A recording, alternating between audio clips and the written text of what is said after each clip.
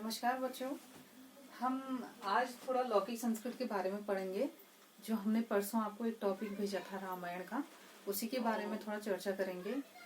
देखिए बच्चों, हम आपको प्रतिदिन यहाँ पर से वीडियो भेज रहे हैं और परसों मेरा वीडियो नहीं बनाने का कारण यही रहा कि आप लोगों से यह अपेक्षा थी कि जब हम ऑनलाइन क्लासेस चलाएंगे तो आप लोग उसका अच्छे तरीके से पालन करेंगे और जो आपको ये कार्य दिया जा रहा है, यहाँ पर पढ़ाया जा रहा है, उसको आप अच्छे से संज्ञान में लाएंगे।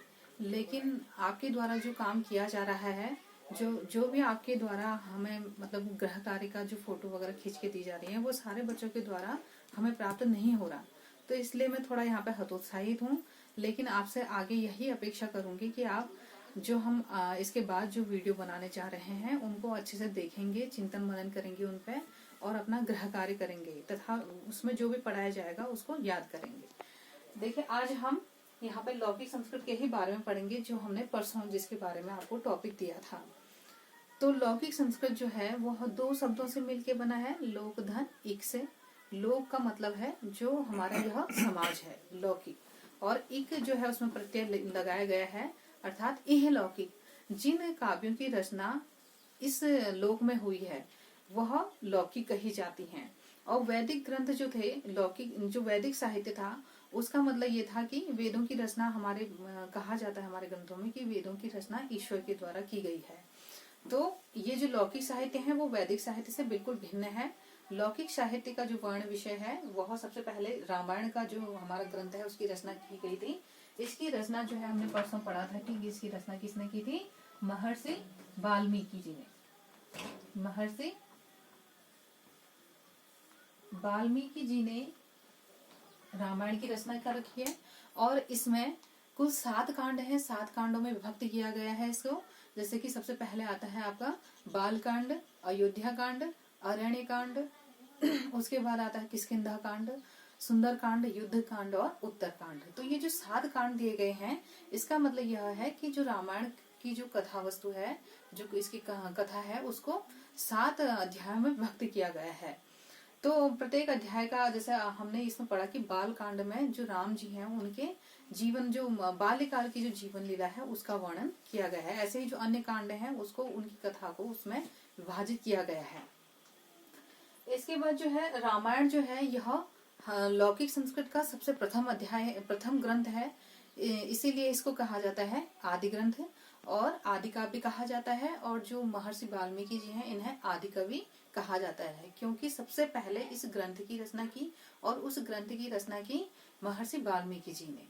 तो इसीलिए ग्रंथ को आदि काव्य और कवि को आदि कवि कहा गया।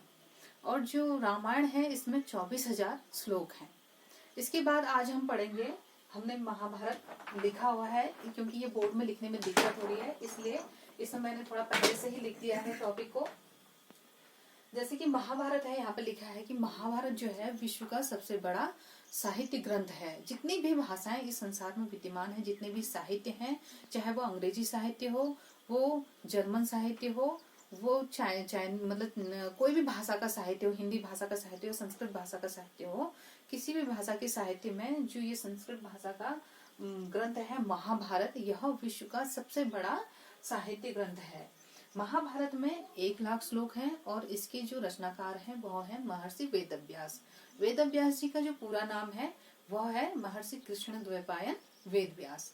इनको वेदव्यास इसलिए कहा गया क्योंकि इन्होंने जो हमारे वेद हैं, 4 वेद, जैसे कि सबसे पहले आता है ऋग्वेद, उसके बाद यजुर्वेद, सामवेद और अथर्ववेद। तो इन 4 वेदों को महर्षि वेदव्यास जी ने 4 भागों में विभाजित किया था, इसीलिए इनका नाम वेदव्यास पड़ा।